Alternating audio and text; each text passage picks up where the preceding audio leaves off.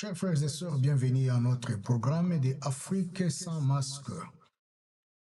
Nous allons parler aujourd'hui de cet accord minier ou piège éternel. Et si le Congo offrait sa richesse pour l'appauvrissement éternel? Le 27 juin 2025, un traité est signé. Mais ce que personne ne voit, c'est ce que ce traité efface. Ce soir, ou encore ce matin, ouvrez les yeux. Ce n'est pas une émission, c'est un appel. Bienvenue dans RDC sans masque. Ce que personne n'ose dire, frères et sœurs d'Afrique, ce que vous allez entendre aujourd'hui n'est pas une rumeur. Ce n'est pas un buzz. Ce n'est même pas une opinion. C'est un choc silencieux, un bouleversement diplomatique et peut-être un piège éternel.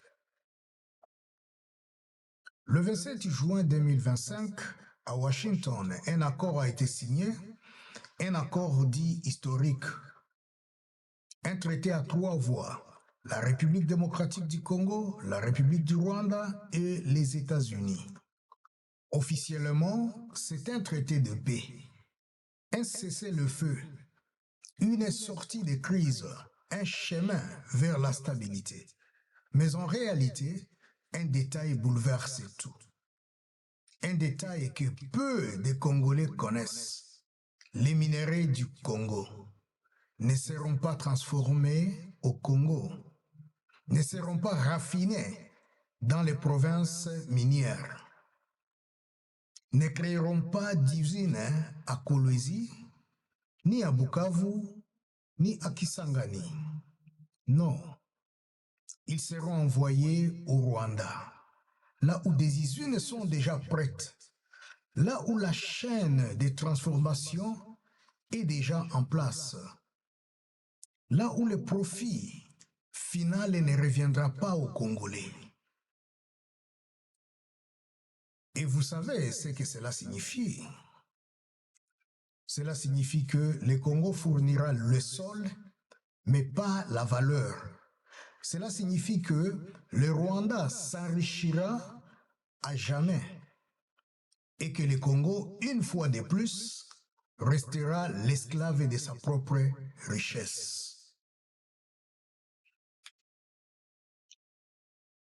Le contrat de soumission, si vous me permettez de l'appeler ainsi, le contrat de soumission peut être économique, pourrais-je dire. Officiellement, ce traité est un symbole de paix. Il prévoit une désescalade militaire, un retrait progressif des troupes, une coopération régionale. Mais derrière ces décors diplomatiques, ce que cache l'accord, c'est le cœur de l'économie congolaise. Car au centre de ces documents, il y a nos ressources, nos sols, nos minéraux, le cobalt, le coltan, le cuivre, l'or, le lithium, les fondations même de la 5G mondiale, des batteries, des satellites et bientôt de l'intelligence artificielle militaire. Et pourtant, ce sont nos mains qui creusent, ce sont nos terres qui saignent, ce sont nos enfants qui meurent dans les mines. Mais ce sont d'autres pays qui transformeront, d'autres qui exporteront, d'autres qui signeront les contrats finaux. Concrètement, que dit l'accord? Que les minéraux extraits dans l'est de la RDC seront légalement acheminés vers le Rwanda. Là où des investisseurs déjà installés, possède des usines modernes de transformation. Résultat, comme je l'ai dit, le Congo fournit la matière brute, le Rwanda transforme et les États-Unis exportent. Et les Congolais regardent. Posons la question, si vous me permettez. Pourquoi ces usines n'ont-elles pas été construites en République démocratique du Congo? Pourquoi, en 2025, après des décennies de guerres minières, ce n'est toujours pas à Lubumbashi, ni à Goma, ni à Likasi que l'on transforme les richesses nationales? Pourquoi les Rwandais deviennent-ils le cœur économique de notre sous-sol, alors même que nos provinces sont ravagées, déplacées, humiliées? Regardez bien. Le Rwanda, qui n'a presque aucun gisement de cobalt, est en train de devenir la capitale africaine de sa transformation, pendant que la RDC devient une zone d'extraction et de silence. Et vous savez ce que cela signifie? Cela signifie que ce traité n'est pas un traité de paix. C'est un traité de transfert de valeurs, de dépendance industrielle, d'effacement économique programmé. Le Rwanda accueille les usines, les minéraux prennent la route de Kigali, les profits, eux, prennent l'avion pour Washington. Et la RDC, elle creuse, elle saigne et elle regarde partir sa richesse sans jamais en voir la transformation. Le Congo est en train de revivre version 2.0, ce que Lumumba redoutait, un pays riche géré par des puissances étrangères avec des visages africains en façade. Fin de citation.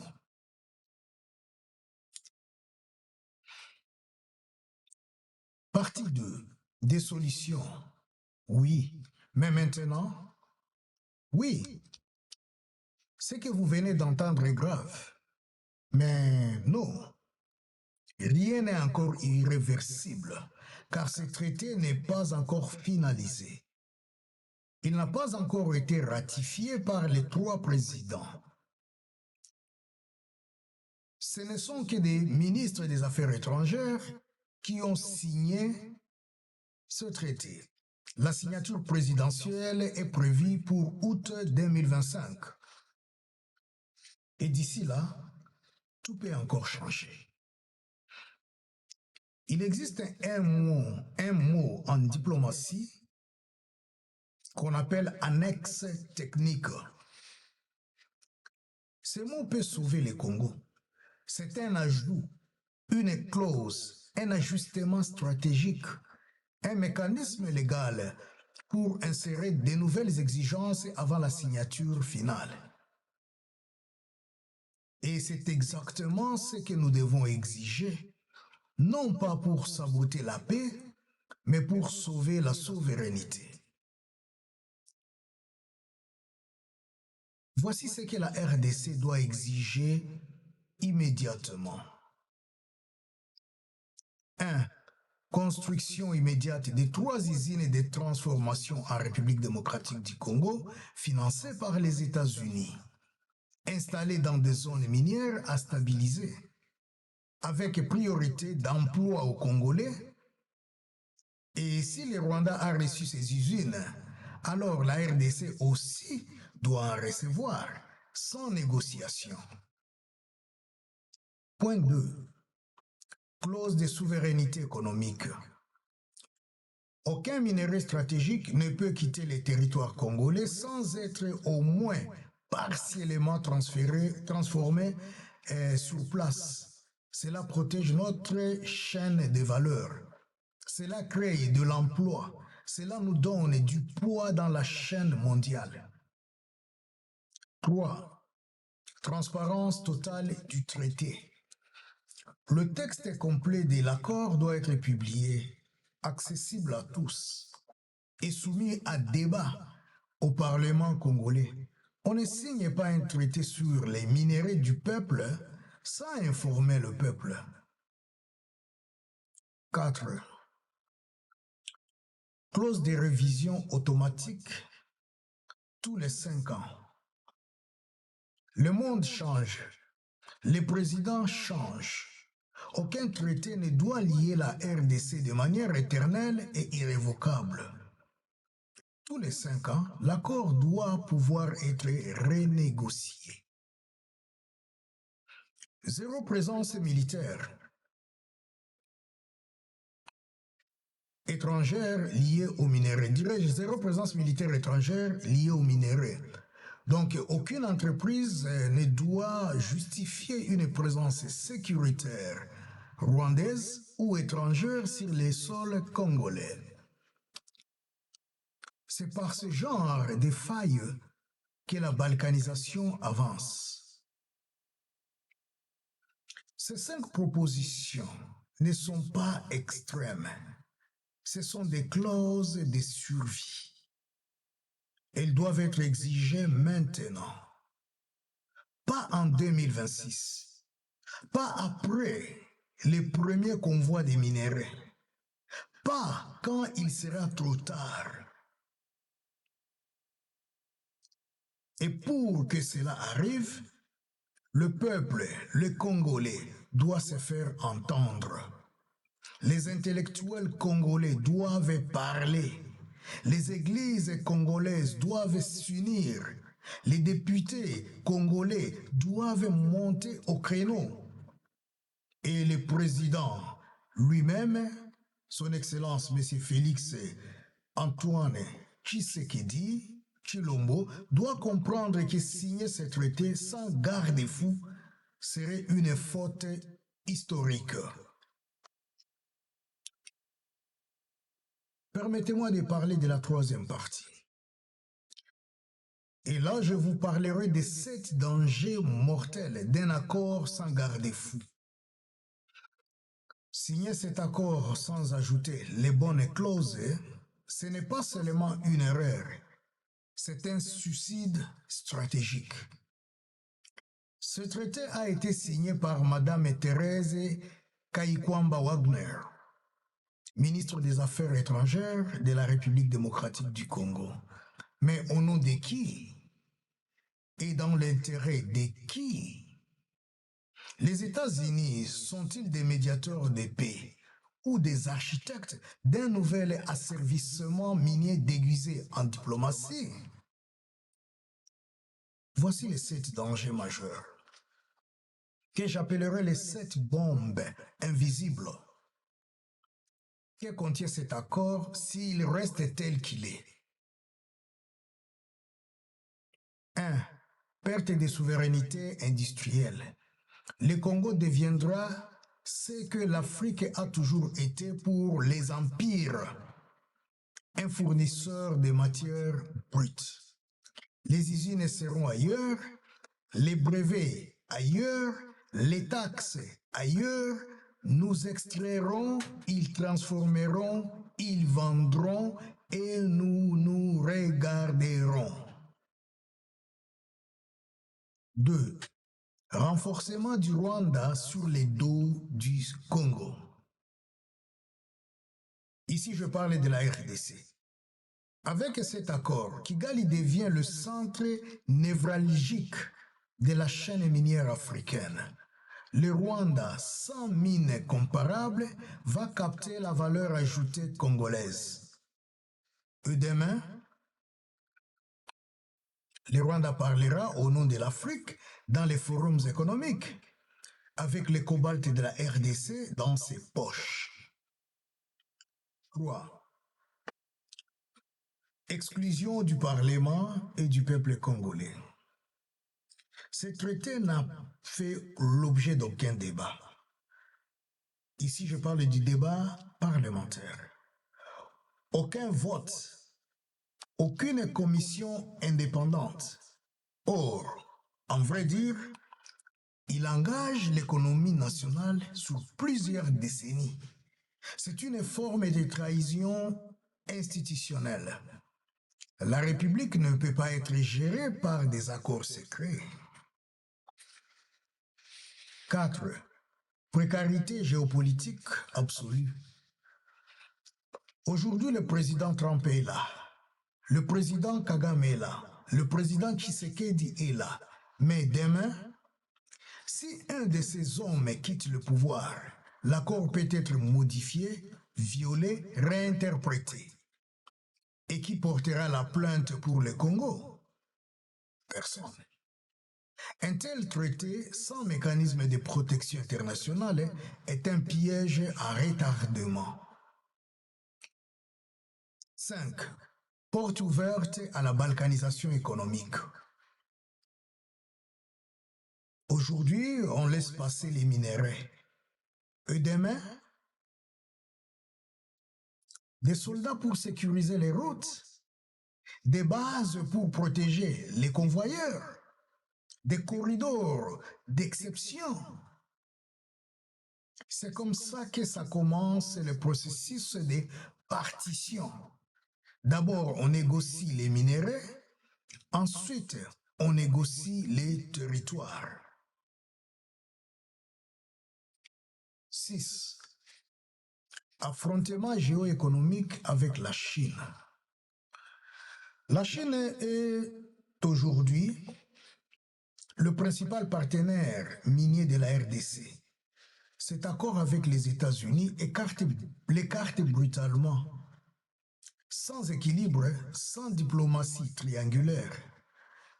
Conséquence, la RDC risque de se retrouver au centre d'une guerre froide économique sino-américaine qui se jouera sur son propre sol. 7. Trahison du rêve national. Depuis Kabila père, les gouvernements congolais promettent la transformation locale, les usines, l'émergence, l'indépendance. Mais avec ce traité, le Congo abandonne ce rêve. Il délègue sa renaissance à un pays voisin. C'est une trahison silencieuse, une reddition économique sous forme diplomatique. Voilà les 7 bombes à retardement que contient ce traité. Voilà pourquoi il est vital de le renégocier. Pas demain, maintenant.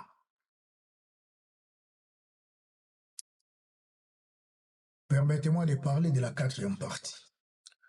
Le rôle vital du peuple congolais, frères et sœurs du Congo.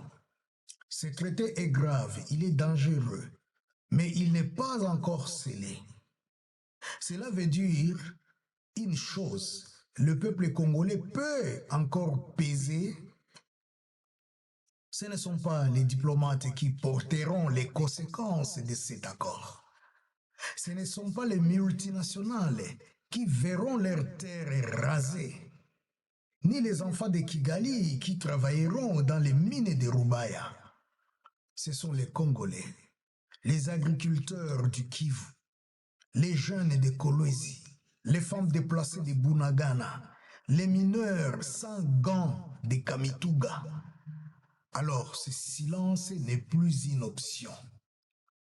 Le peuple doit parler. Le peuple doit agir. Le peuple doit se protéger lui-même. Que faire concrètement? Voici 4 actes simples, mais puissants. Écrivons à nos députés. Chaque élu doit être interpellé publiquement. Avez-vous vu ces traités? L'avez-vous lu? L'avez-vous voté? S'ils ne répondent pas, ils auront trahi. 2. organisons un débat national dans les églises, dans les universités, dans les quartiers populaires. Ces traités concernent toute la République, pas seulement Kinshasa. Il faut que les Congos en discutent ensemble, à voix haute. 3. Encourageons le président Tshisekedi à renégocier, car il signe ce traité tel quel. L'histoire retiendra qu'il aura offert les minéraux du peuple congolais à d'autres nations. Ce n'est pas trop tard, mais ce sera bientôt trop tard. 4.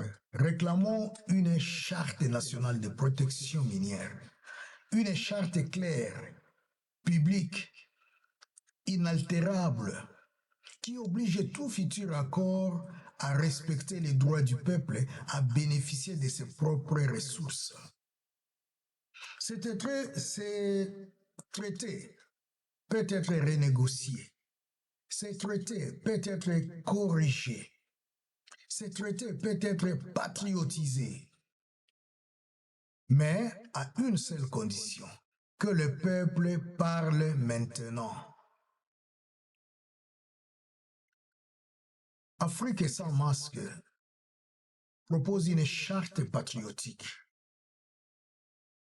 Ici, je parle d'Afrique sans masque, propose une charte patriotique. Et là, ce n'est pas Odon, ce n'est pas moi.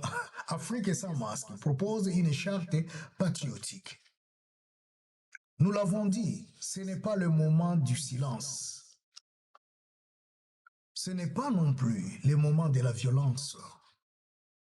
C'est le moment de la lucidité organisée. Et face à ces traités miniers, face à ces basculements diplomatiques, Afrique sans masque propose aujourd'hui une charte patriotique, une ligne rouge, un contrat moral, une balise nationale pour que jamais, jamais plus, le Congo ne soit traité comme un simple sol à exploiter. Et voici les 5 piliers de la charte patriotique proposée par Afrique sans masque. 1. Pas de transformation hors du sol congolais. Aucun minerai stratégique congolais ne doit quitter la RDC sans être partiellement ou totalement transformé sur place. La richesse nationale commence là où la transformation commence. 2. Pas de traité sans débat parlementaire. Aucun accord économique majeur ne doit être signé sans débat public ni validation parlementaire. La République ne peut pas être vendue en silence. 3e pilier. Pas d'exploitation sans construction locale. Toute entreprise étrangère exploitant des ressources naturelles doit obligatoirement construire une chaîne locale de valeur, usines, emplois, écoles, routes. Sinon, ce n'est pas un partenariat, c'est un pillage autorisé. 4e pilier. Pas de dépendance à un seul pays tierce. Aucun traité ne doit enfermer la RDC dans une dépendance exclusive à un seul pays, qu'il soit voisin ou puissance mondiale. Le Congo doit garder son indépendance géopolitique. 5e pilier, pas de signature présidentielle sans clause de révision. Tout accord signé par le président doit contenir une clause de révision automatique tous les 5 ans pour protéger la nation des virages politiques mondiaux. Un traité sans sortie est une prison. Ces 5 piliers ne sont ni radicaux ni extrémistes, ce sont des principes de bon sens. Des principes de survie économique pour un pays blessé, pillé, exploité depuis des générations. Cette charte peut être affichée dans les écoles, partagée dans les réseaux, enseigné dans les universités et gravé dans les cœurs. En conclusion, le vrai choix, soumission ou souveraineté, frères et sœurs du Congo, le vrai choix aujourd'hui n'est pas entre la guerre et la paix. Le vrai choix, c'est entre la soumission économique et la souveraineté industrielle, entre le pillage maquillé et la transformation locale, entre le silence complice et la mobilisation consciente. Ce traité ne doit pas être signé tel quel. Il doit être revu, corrigé, patriotisé. Sinon, il deviendra une cicatrice que le Congo portera pendant 50 ans. Et si rien ne bouge maintenant, alors demain, ce ne seront plus nos minéraux qu'on viendra chercher, ce sera notre territoire. Ce sera notre âme.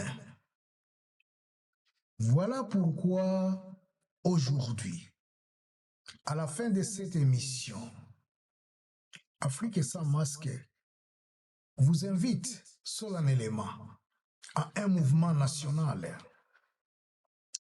Et je pense que ça fera vraiment du sens. Et Afrique sans masque vous invite à ce mouvement qu'il va appeler RDC sans masque. RDC sans masque, ce n'est pas un slogan. Ce n'est pas un parti. Ce n'est pas un appel à la haine. C'est un cri lucide, une bannière de vérité, une promesse de ne plus jamais laisser le Congo se faire dépecer dans le silence. Si vous avez entendu ce message, si vous avez compris l'enjeu, si vous aimez la RDC, avec vérité, alors reprenez ces hashtags RDC sans masque, partagez-les. Faites-en un mur, faites-en un feu, parce que ces traités, on ne les combat pas avec la colère, on les combat avec la stratégie. On les combat avec l'intelligence collective. Abonnez-vous à l'Afrique sans masque, partagez cette émission et dès aujourd'hui, entrez dans la résistance lucide. Entrez dans RDC sans masque. Merci beaucoup de nous avoir suivis. C'était la voix de Odon Boulamba. C'est sur cette note que je vais vous quitter en vous souhaitant une merveilleuse matinée, une merveilleuse soirée, un bon après-midi, ça dépend de là où vous êtes. Alors nous vous souhaitons le meilleur en vous laissant encore sur l'écran RDC sans masque. Merci, au revoir et à la prochaine.